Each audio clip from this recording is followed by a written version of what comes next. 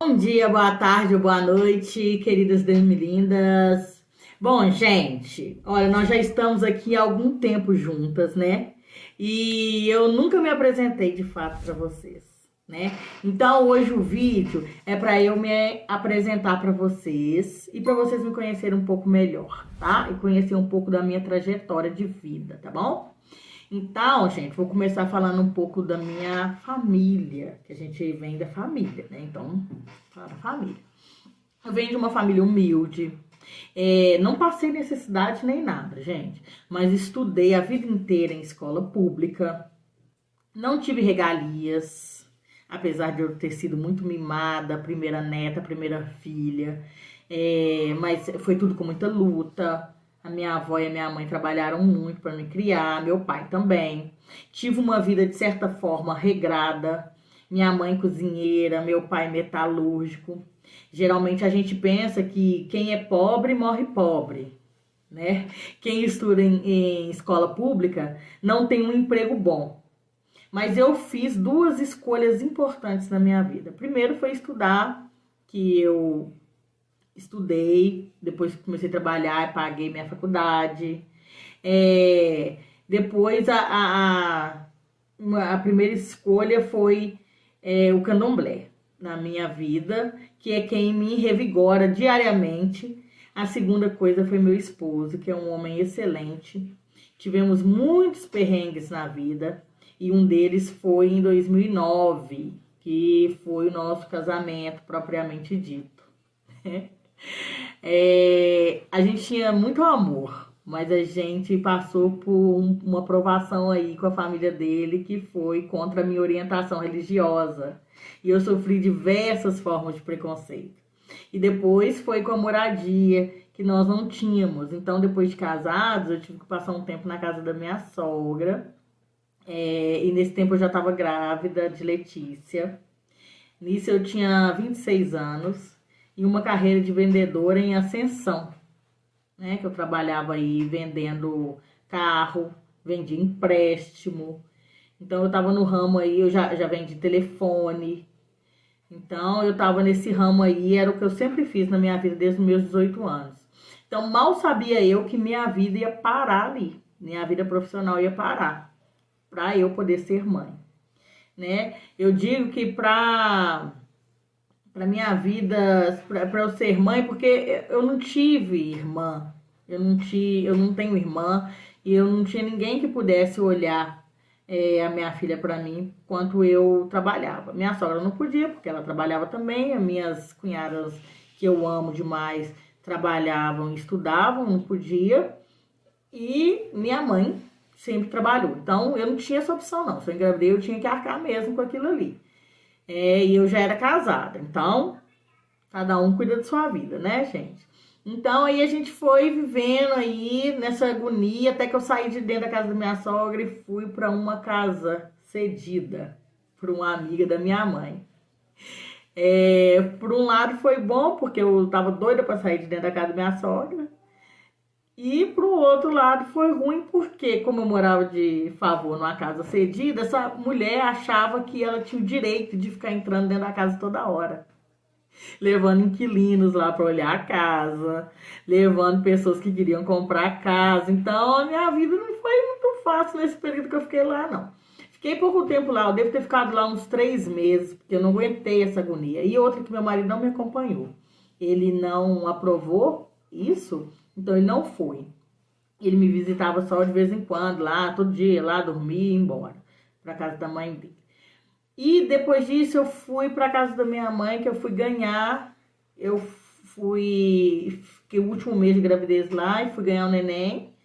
E aí voltei para dentro da casa da minha mãe, que ela podia me ajudar a cuidar da bebezinha, que eu não sabia nada, né, gente? Minha primeira filha, então minha mãe me ajudou. Minha mãe foi praticamente mãe da Letícia por um mês. Eu fiquei um mês dentro da casa da minha mãe, que ela me olhando e cuidando de mim. Foi essencial. Nossa Senhora, Deus é mais, cuidar de filho não é fácil, não.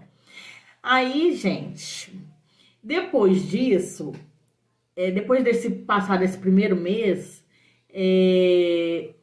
meu marido arrumou um aluguel pra gente poder ir morar. Ele arrumou tudo nas minhas costas. Eu não sabia do aluguel, eu não sabia para onde a gente ia, nem nada. Aí, depois de um mês, eu saí de lá e fui pro meu aluguel. Na hora que eu cheguei no meu aluguel, era no mesmo andar do prédio da minha sogra, de porta a porta. Abri a minha porta e entrava na casa dela. Olha que delícia. Ai, gente, pelo menos era dentro da minha casa, né? Era bom. A gente tinha nossa vidinha de casado ali. E ali nós ficamos por um ano, morando assim, entre a casa da minha sogra, minha casa, mas pelo menos eu tinha meu cantinho que era só meu. Porque que a gente casa, a gente quer casa, né? Então era isso. E a família dele é muito boa, eu gosto muito deles, gosto muito do meu sogro, gosto muito da minha sogra. O problema mesmo era só a questão mesmo da minha fé. Mas que isso hoje já é passado, já foi resolvido, né? Que foi coisa mais de desconhecimento mesmo, de ignorância. Que hoje já foi tudo esclarecido, né? Aí, gente, depois que eu fui pra lá, ficamos um ano lá, exatamente um ano. A minha mãe nos deu de presente um apartamento. Aí nós saímos de lá para ir para um apartamento que era nosso. E esse apartamento era num bairro bom, dentro de Belo Horizonte, no bairro Céu Azul. Mas a vizinhança era péssima, gente. Esses apartamentos da Minha Casa Minha Vida, a vizinhança era péssima. Mas mesmo assim eu não tava nem aí importando, não. Por quê? Era meu lar. Então, onde eu entrava, eu fazia daquilo um lar. E com isso, vendendo. Ali eu vendi Mary Kay, eu vendi esses produtos sex shopping, eu vendia de tudo se pensar, eu sempre vendi. Nunca saí desse ramo de venda, não. Desde os meus 18 anos que eu trabalho com vendas, né? Aí, fomos pra lá, depois, aí ficamos lá um bom tempo. Aí eu comecei a trabalhar com minha mãe na fábrica de cozinha. É uma fábrica onde tem uma cozinha dentro da fábrica e ela servia comida para os trabalhadores lá. Aí eu comecei a trabalhar com ela. Eu pegava 2 ônibus de manhã com Letícia pequena. Aí a gente ia para a fábrica, eu cozinhava, Letícia meia as panelas ali. A gente trabalhava até 2 horas da tarde e eu vinha embora. Ficava na casa dela um pouquinho e vinha embora. Nisso me surgiu uma oportunidade de ter uma loja de roupa. Aí eu abri uma loja de roupas na garagem da casa da minha mãe, onde tem uma loja mesmo, né? Então aí tem um espaço de loja, um fundo de loja. Aí eu montei uma loja. Aí eu comecei a fazer o quê? Vinha, trabalhava na fábrica e depois de 2 horas da tarde eu abria a loja, ficava até 8 horas da noite e depois voltava para casa, que é o horário mais ou menos que meu marido estava chegando de serviço. Então, isso aí, essa luta aí, ficamos mais ou menos um ano fazendo isso. E era bem difícil, que pegar ônibus com o neném era bem difícil. De repente, eu pego e fabrico, com a ajuda do meu esposo, mais um bebê. Quando eu já estava pensando que minha vida ia, gente, melhorar, que eu ia voltar para o mercado de trabalho, que tudo ia melhorar, Luciana tá grávida de novo. Meu mundo caiu. Eu fiquei um pouco chocada, fiquei um pouco triste e tal, mas eu queria também, né? Eu sempre quis meus filhos, então vambora. Vamos trabalhar aí, vamos levar mais um. O que eu fiz? Continuei trabalhando na fábrica, ganhava R$ 300 por mês para ajudar na renda dentro de casa. Meu marido desempregou. E o que aconteceu? Ele começou a trabalhar com o pai dele no chaveiro. Ele ganhava R$ 50 por dia. Gastava, desses 50 ele tirava passagem para voltar para casa e o que sobrava ele levava para dentro de casa. Nunca deixou me faltar nada. Nunca passei necessidade de nada. Tanto a família dele quanto a minha família nos ampararam muito e ele também honrou o papel dele de pai e de esposo. E aí a gente foi vivendo essa luta aí, com neném, mais um neném na barriga, eu pegando ônibus todos os dias. Aí o Leandro nasce nesse meio tempo. O Leandro nasceu, Letícia já estava com 3 anos. Eu voltei para dentro da casa da minha mãe mesmo, tendo minha casinha. Fechamos lá. E vim ganhar o Leandro aqui. E para ela me ajudar de novo, porque a gravidez do Leandro foi mais difícil, mais complicada. O Leandro queria sair a todo momento, pelejar para manter ele aqui os 9 meses e tal. E aí minha mãe me ajudou mais uma vez com o neném. Aí depois de um mês também, fiquei um mês na casa da minha mãe com ela me ajudando, voltei para minha casinha, para meu apartamento. E lá eu comecei a levar minha vida normal. Trabalhava com minha mãe, vinha para cá, para a fábrica, trabalhava com ela. Aí eu já não tinha mais a loja, porque eu não tinha condições de ficar na loja com o neném recém-nascido, já tinha fechado a loja. Mas as vendas por catálogo continuavam, eu nunca parei. E eu ganhava cesta básica, meu pai fazia sacolão para mim. E aí, um dia eu com o Leandro naqueles canguruzinhos assim, neném, e Letícia pequena segurando na minha roupa, eu fui descer do ônibus. Já chegando em casa, tropecei e caí. E caí assim, ó, em cima do neném, com uma sacola pesada de comida e a outra com sacolão. Aquilo ali acabou pra mim. Aquilo ali foi assim, meu divisor de águas. Eu falei assim, gente, eu não posso mais fazer isso. Porque ninguém ajuda ninguém a descer de ônibus, ninguém dá lugar pra você sentar. A vida de uma gestante com criança pequena é muito difícil dentro de ônibus. Aí eu falei assim, não, eu não vou fazer isso mais. Eu tenho que arrumar uma forma de ganhar dinheiro em casa. De cuidar dos meus filhos dentro de casa. Eu não vou expor meus filhos mais a essa situação. E aí a minha decisão de me entregar direto aos produtos que eu vendia por catálogo. E aí começou a minha batalha, minha vida de revendedora de Emilos, revendedora a SOS, que era o sex shop, revendedora Boticário, essas coisas. Aí começou ali, eu comecei a empenhar mais nisso daí, nessa venda. Aí eu ligava todos os dias para minha mãe para saber como é que ela tava, aquela coisa toda. Minha avó tava passando por uma depressão muito forte pela perda do filho dela e tal. E aí numa dessas conversas, a minha mãe me pediu para voltar para dentro de casa. Eu falei assim, eu via que ela precisava também de mim. Por quê? Porque a minha avó dava um trabalho muito grande para ela. Apesar dela ter uma cuidadora, ainda assim não era suficiente. E eu fazendo vista grossa para poder continuar minha vida de casado, normal. E aí chegou uma hora que não deu mais. Aí minha mãe pediu para eu voltar. Aí eu falei assim, mãe, eu até volto. Mas para eu voltar, eu preciso de ter o meu canto. E a casa da minha mãe é de 2 andares e com 2 casas diferentes, com entradas diferentes. A de cima era onde minha avó morava e a de baixo era da minha mãe. Aí eu voltei. Falei assim, ó, a condição que eu tenho é que eu fique na casa de cima ou na de baixo, a senhora escolhe. Aí minha avó resolveu que eu poderia ficar na casa dela. Ela deu a casa para mim e desceu para morar com minha mãe. Nisso minha avó foi piorando cada vez mais, já não queria mais andar, já não comia sozinha, já não tomava banho. E, gente, sem nenhuma doença. A gente fazia todos os tipos de exame que você pensasse. Ela tinha consulta médica toda semana, o médico já vinha em casa. E a gente vasculhou ela toda, não tinha doença. A única doença que ela tinha era depressão. E a depressão matou ela. No dia, depois de muito problema, muito trabalho que ela deu pra gente, a gente não podia sair de casa.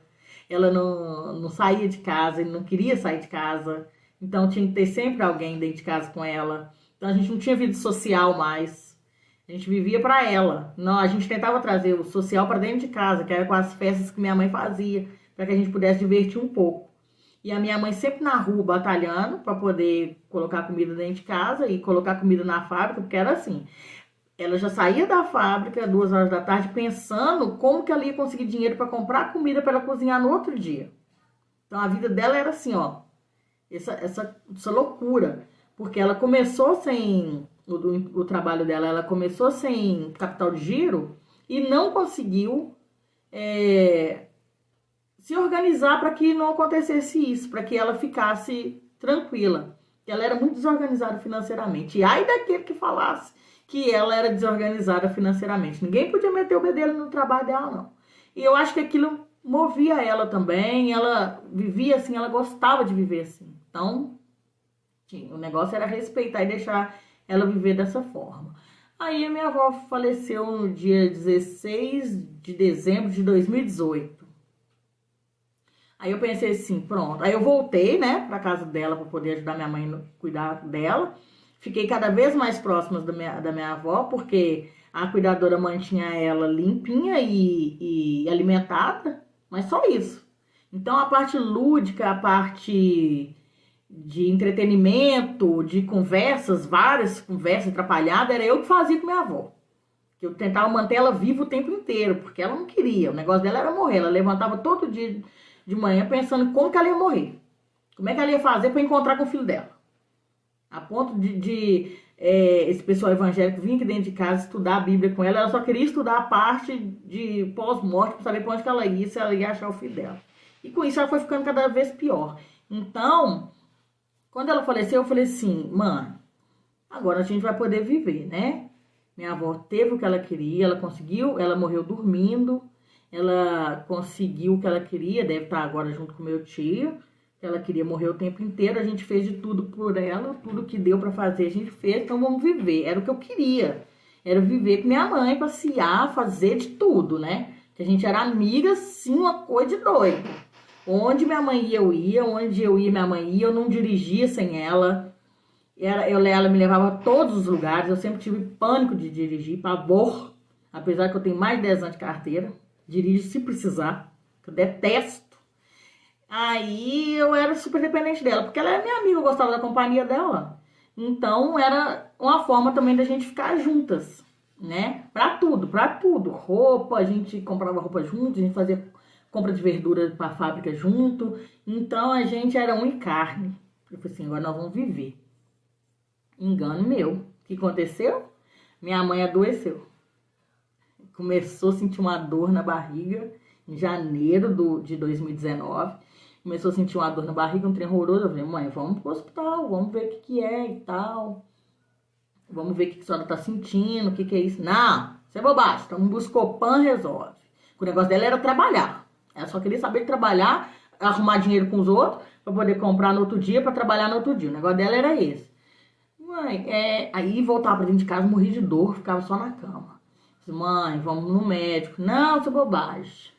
Mas tinha dinheiro pra tudo. Ela fez uma festa de aniversário pra ela, maravilhosa, a festa dos sonhos dela, que ela queria com o tema havaiano.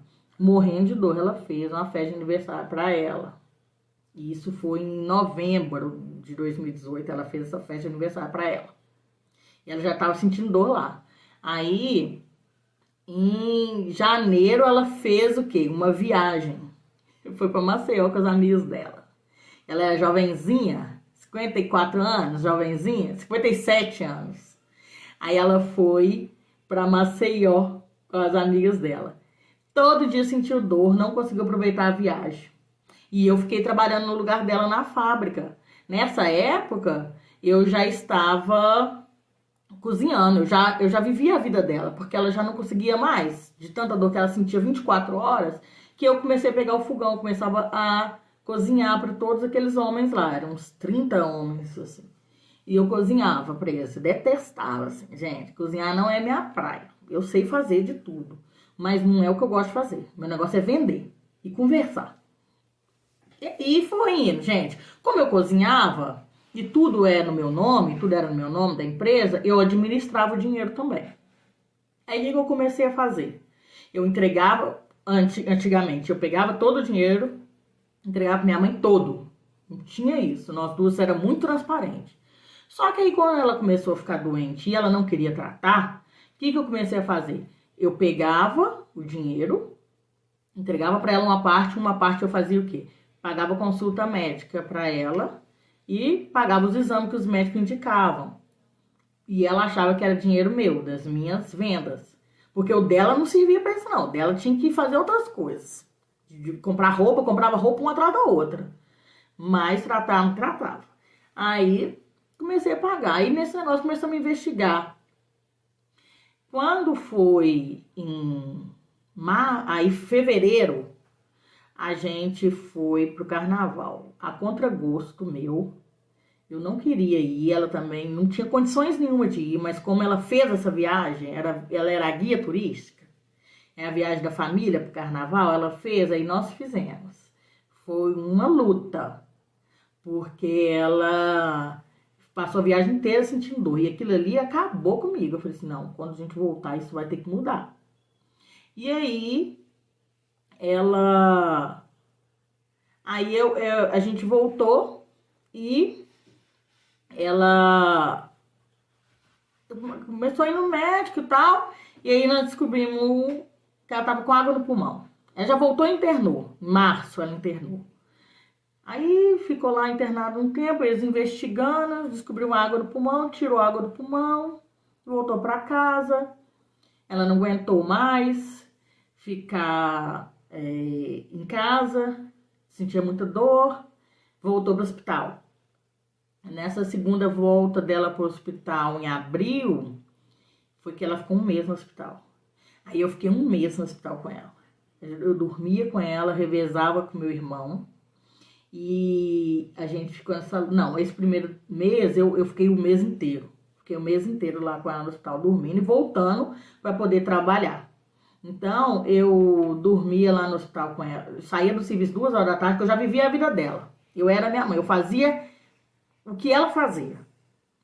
Só que dessa vez eu não pegava dinheiro com os outros, porque não deixava o dinheiro ir na mão dela mais, então não faltava. Eu conseguia comprar e trabalhar.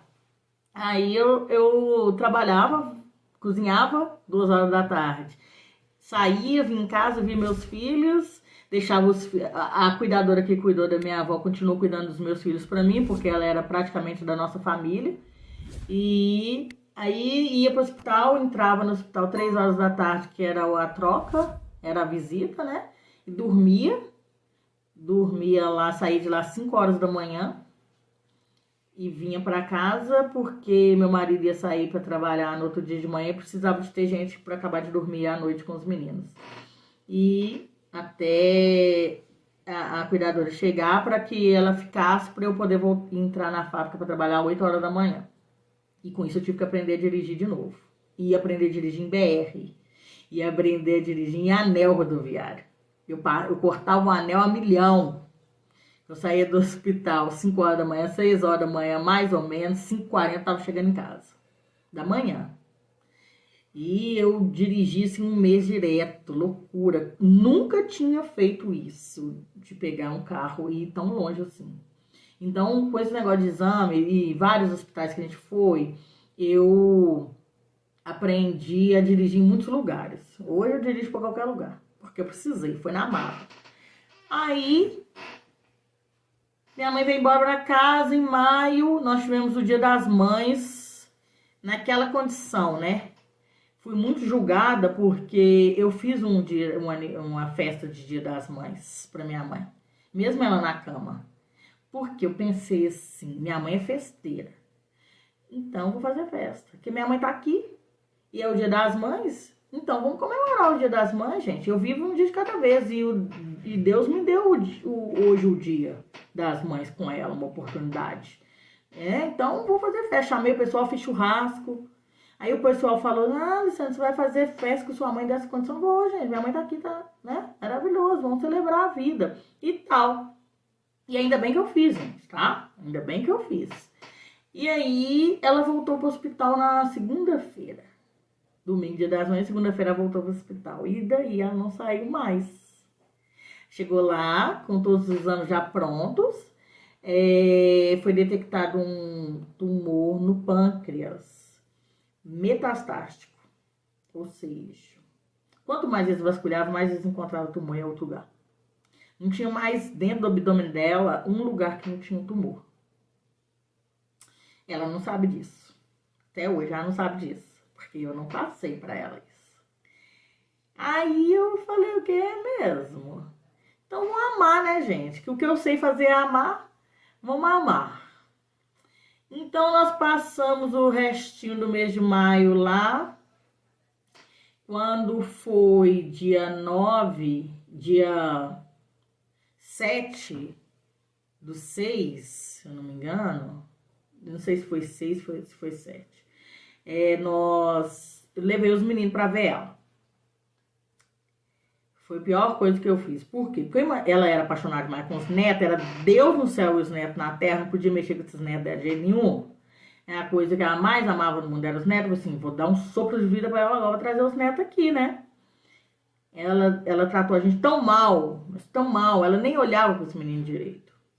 E nem olhava para mim direito também. Então foi um dia assim que eu falei assim, gente, o que aconteceu? O que aconteceu? Eu tô boba.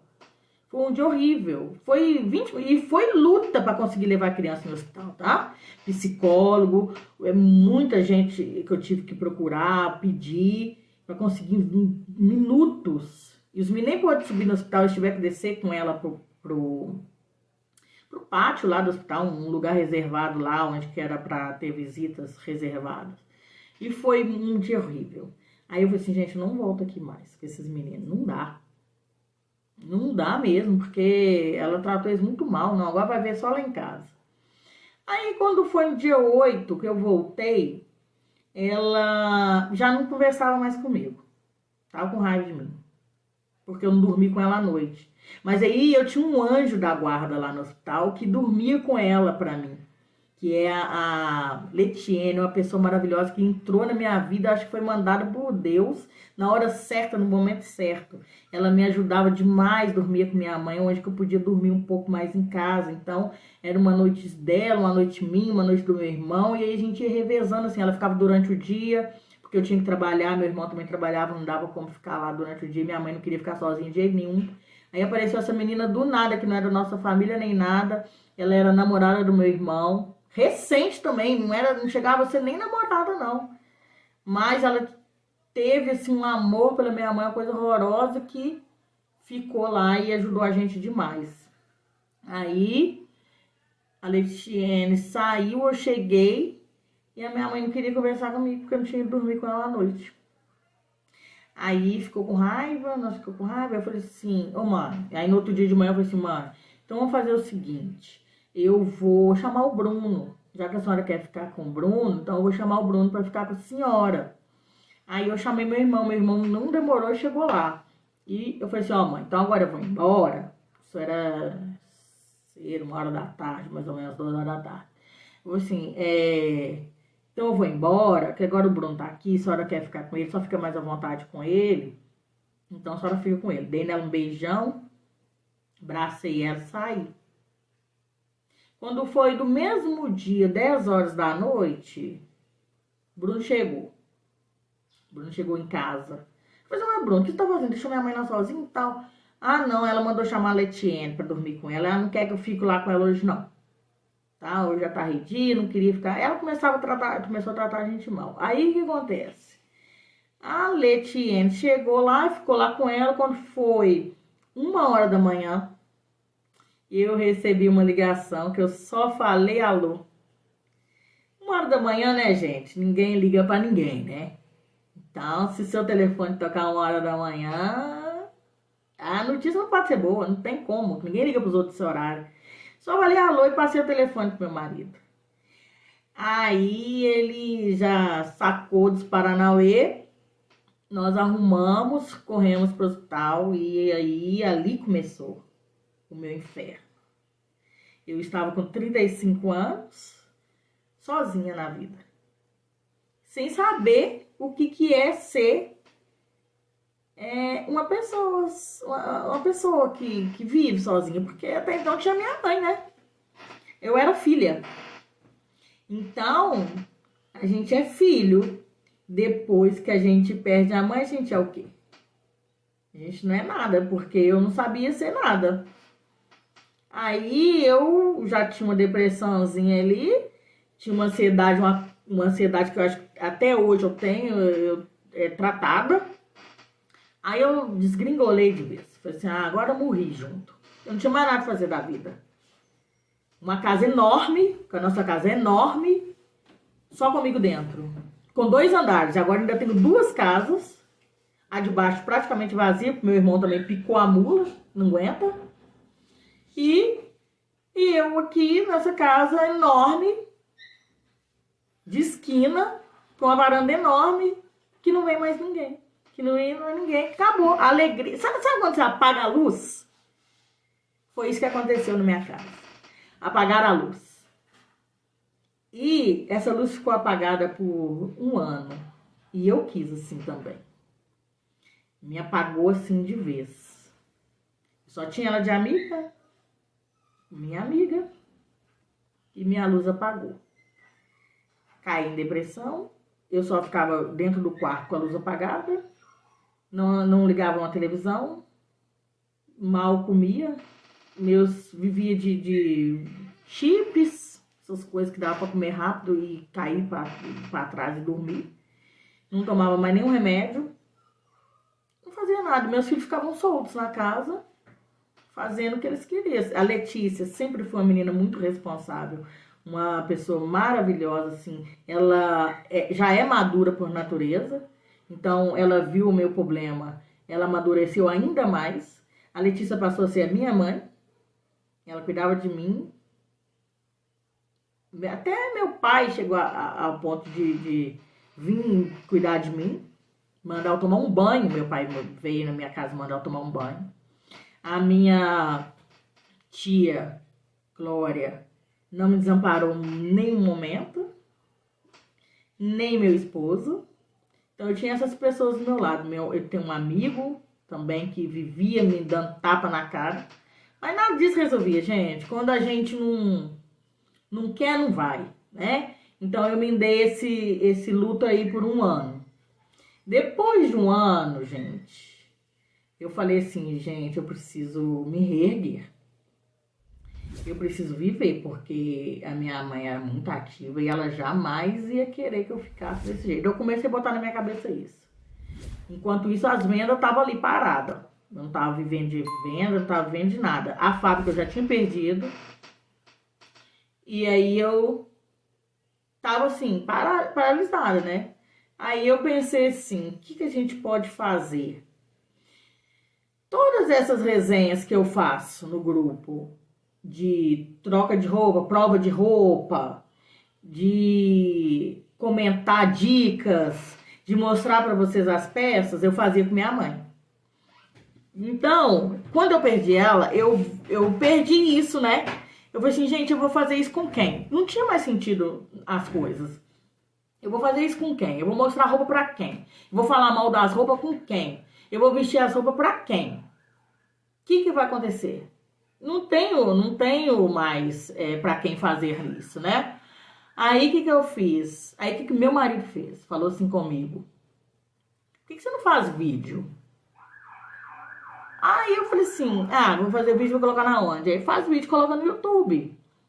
Aí eu falei assim, tá, vou fazer vídeo de quê? Aí faz vídeo de suas roupas, de suas coisas que você trabalha. Aí eu peguei e falei assim, tá, vou fazer. Aí fiz o primeiro vídeo, deu certo.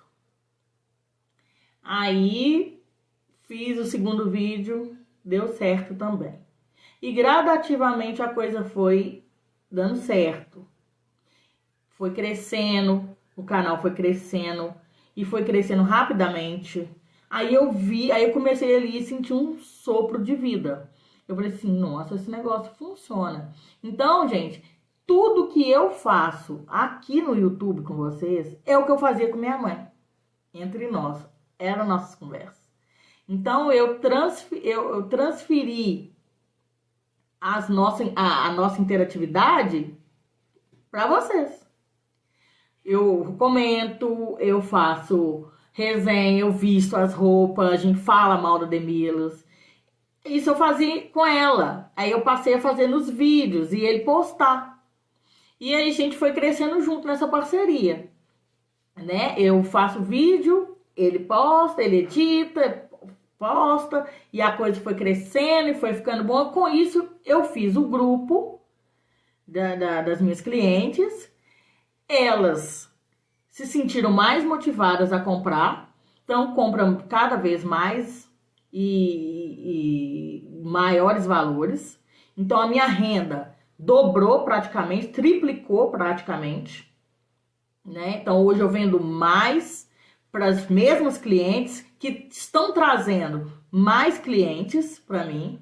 Meu grupo tem crescido cada vez mais. Então aí eu fui assim, se eu vendia 1.000 no mês, hoje eu vendo 2, 3 mil no mês.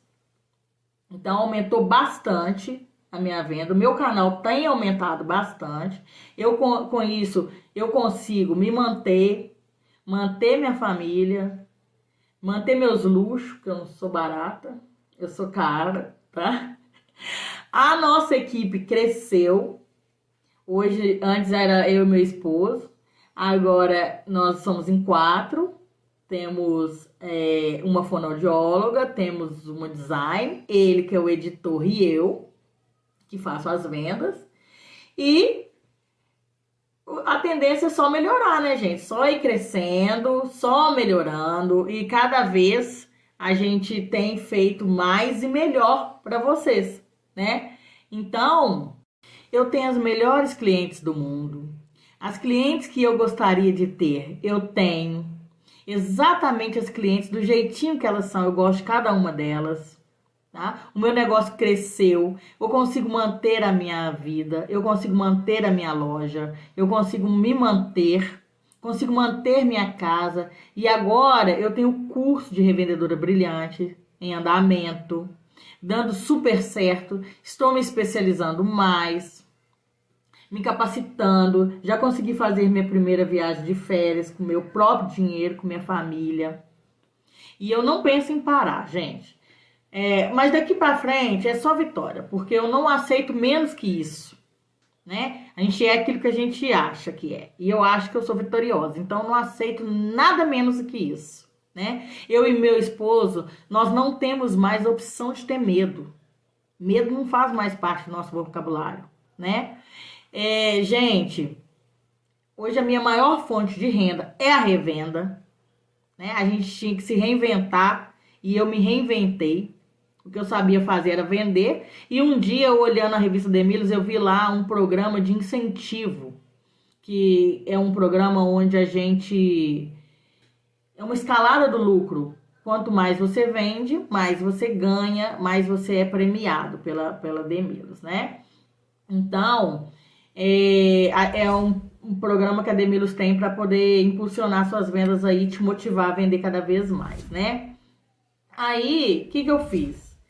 Eu vi lá, básico, primeiro nível, você vendia um valor X de peças, você se tornava uma revendedora básica. Um valor um pouco mais, você era uma revendedora prata. E um pouco mais, você era uma revendedora dourada. E, gente, que é a top das tops, ser a revendedora dourada, né? Que aí é a maior revendedora do seu estado. Eu não sei o que eles usam para poder classificar, não, né? O reconhecimento eu sei que é maior também. E é financeiramente falando, tá? Eu falei, gente, básica eu não sou. Não sou mesmo, nada básica.